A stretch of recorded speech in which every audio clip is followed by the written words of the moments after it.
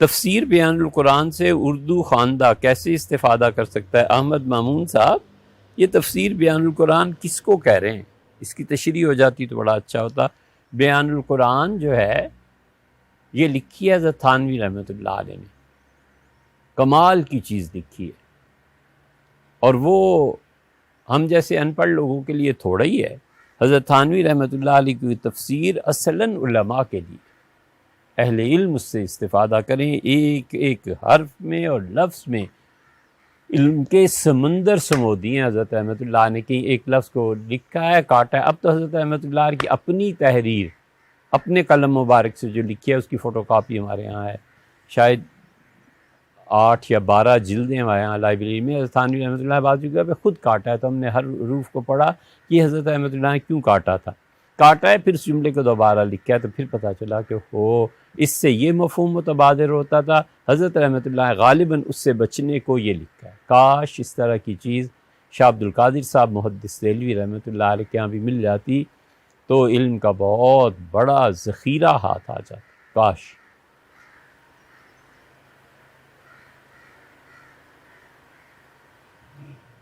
تو بیان القرآن جو تھانوی رحمۃ اللہ علیہ کے، اس کے تو کہنے ہی کیا، وہ تو کسی استاد سے پڑھنے کے قابل ہے، کسی اچھے جید عالم دین سے وہ پڑھنے کے قابل ہے کہ تھانوی رحمۃ اللہ کی تفسیر ان سے پڑھی جائے۔ اور ایک بیان القرآن جس کا آج کل بہت شہرہ ہے وہ ڈاکٹر اسرار صاحب کی۔ ڈاکٹر اسرار صاحب تمام تر اسلام سے تعلق، جذبہ، محبت، اخلاص، اس کے باوجود وہ سادہ سا اردو ترجمہ قرآن پاک کا نہیں کر سکتے۔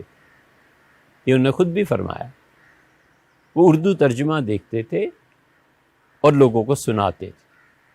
وہ چونکہ کئی سال اس مبارک کام میں مصروف رہے تو انہیں وہ ترجمہ گویا کہ ایک طرح سے حفظ ہو گیا تھا، وگرنہ اصلاً انہوں نے ایم اے اسلامیات کیا تھا، اور عربی زبان کی اتنی گہرائی ہوتی کہ وہ قرآن کریم کے مفسر کے اعزاز تک پہنچتے، ایسے نہیں تھا۔ ان کا اخلاص اللہ کے لیے، ان کی محبتیں، امت کا درد، اس کا کوئی انکار نہیں کر سکتا، نہ کرنا چاہیے۔ مرنا ہے اور اللہ کو جواب دینا ہے، یہ ان کی مساعی تھیں، اللہ اسے قبول فرمائے۔ لیکن وہ سادہ سا اردو ترجمہ بھی نہیں کر سکتے تھے۔ اس بات کے پیش نظر جب بیان القرآن جو اب آئی ہے، اس میں کئی جگہ وہ اہل سنہ کے مسلک سے ہٹ گئے۔ ہم بیان القرآن ڈاکٹر اسرار صاحب کی اس کے پڑھنے کو کسی کو مشورہ دے ہی نہیں سکتے، اس لیے کہ ان کو پتہ ہی کچھ نہیں چلے گا۔ جو پڑھنے والا ہے اسے کیا پتہ ہے کہ عالم خلق اور امر، یہ ایک مثال دے رہے ہیں ڈاکٹر صاحب، عالم خلق اور امر کو ملا گئے ہیں، اور اہل السنہ ہمیشہ اس کے قائل رہے ہیں کہ عالم خلق اور ہے اور عالم امر اور ہے۔ اللہ نے اسی لیے فرمایا الا لہ الخلق والامر، اللہ ہی کے لیے خلق کا عالم بھی ہے اور اللہ ہی کے لیے امر کا عالم بھی ہے۔ جو درمیان میں واو آیا ہے نا، اس ایک حرف واو نے دونوں جہان الگ کر دیے ہیں، خلق کا جہان الگ ہے، امر کا جہان الگ ہے۔ خلق کے جہان پر موت اور فنا واقع ہوتی ہے، عالم امر پہ کبھی بھی موت اور فنا واقع نہیں ہوتی۔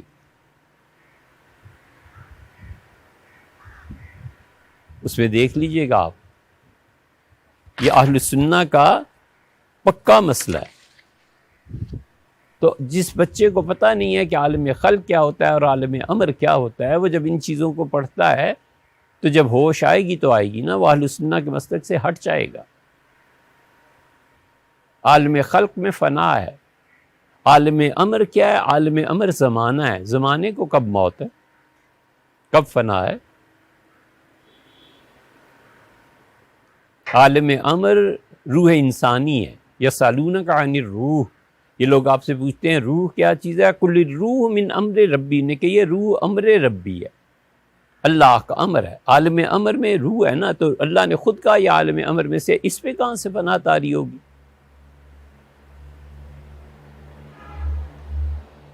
عالم امر وہ عرش معلیٰ سے اوپر کی چیزیں ہیں،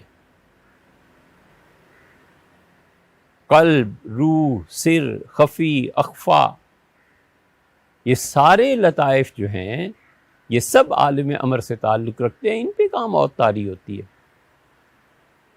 یہ ایک مسئلہ ہے، ورنہ بیان القرآن میں کئی ایک چیزیں ایسی ہیں جو اللہ تعالیٰ درگزر فرمائے، حضرت ڈاکٹر صاحب ان دونوں میں فرق نہیں کر سکے. تو اس لیے ہم اگر بیان القرآن وہ مراد ہے تو ہم ہرگز نہیں کہہ سکتے کہ اسے پڑھنا چاہیے.